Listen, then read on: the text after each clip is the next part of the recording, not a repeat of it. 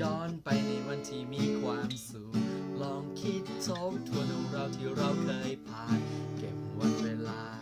เก็บความทรงจำเก็บเรื่องราวเหล่านั้นเอาไว้ในใจดอกไม้ที่เราสองคนเคยร่วมกันปลูกถนนเส้นนั้นที่เราสองคนเคยผ่านก็ของขวัญของนั้นตุ๊กตาตัวนั้นที่เธอให้ฉันยังจำมันได้ไหมวันเวลาที่แสนมีความสุขวันที่เราซาบซึ้งและตรึงใจ